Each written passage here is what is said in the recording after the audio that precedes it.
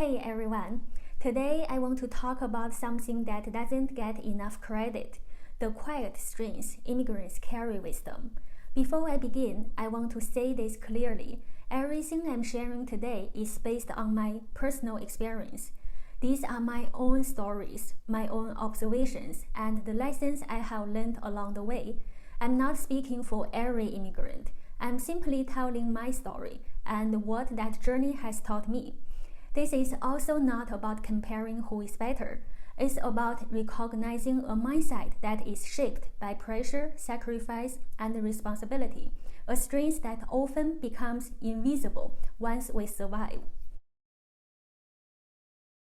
When I was an international student, I noticed something very early on. Most of my local classmates chose about 4 courses per semester. They wanted to take it easy, really digest what they learned, enjoy their student life, and avoid unnecessary pressure. And honestly, that makes sense, but my situation was completely different. As an international student, my tuition was 4 times higher than theirs. Every extra semester meant tens of thousands of dollars.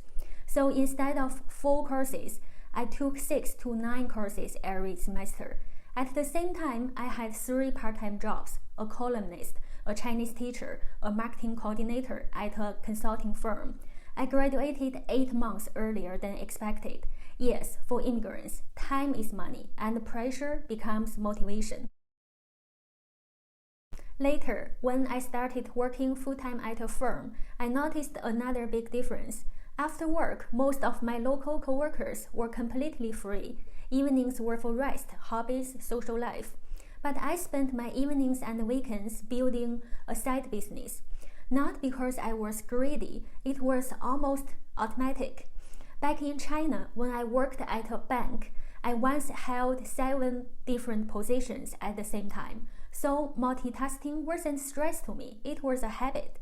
That habit became extremely valuable when the pandemic hit. When COVID started, many people lost their jobs, felt confused, didn't know what to do next. And that reaction is completely understandable. But during the same time, I was busy developing my business, not because I was fearless, but because immigrants are trained to move when things become unstable. We already know what it feels like to start from zero. We already know uncertainty. So instead of freezing, we adapt. I still remember one winter day, minus 20 degrees. I was going out to buy lunch. My coworkers looked at me and said, "It's way too cold. We will just order delivery." And I understand that logic, but without hesitation, I put on my coat and stepped outside. Not because I enjoy the cold, but because inconvenience doesn't stop immigrants the same way. We have already walked through much worse. Another thing I noticed, many local people my age were still living with their parents, or renting their parents' basement, and again, there is nothing wrong with that. But as someone who left her family at 14 years old, independence wasn't a choice for me. It was a requirement. You learn to make decisions alone. You learn to handle fear quietly. You learn to rely on yourself. That shapes you in ways that are hard to explain, but impossible to erase. People sometimes say immigrants are too competitive, too hardworking, too obsessed with money. But what they don't see is the reason behind it. It's not ambition, it's responsibility. It's not greed, it's risk management.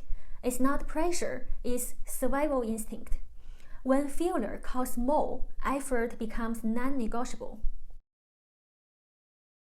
But I also want to be honest, this strength comes with a cost. Immigrants burn out silently, feel guilty when resting, struggle to slow down even when life is stable. Because when you have climbed for so long, stopping feels unsafe. Recognizing this is also part of growth. I think the real challenge for immigrants is not becoming strong. We already are. The challenge is learning when to rest, learning how to enjoy stability, and learning that survival mode doesn't have to last forever. Strength is not only about pushing forward, sometimes it's about allowing yourself to breathe. If you are an immigrant watching this, I hope you recognize your own strengths, not just in what you achieved, but in what you endured. And if you are not an immigrant, I hope this gives you a deeper understanding of why immigrants move the way they do. Because behind every hardworking immigrant story is a person who learned to be strong long before they wanted to be. Thank you for watching. I will see you in the next one. Bye.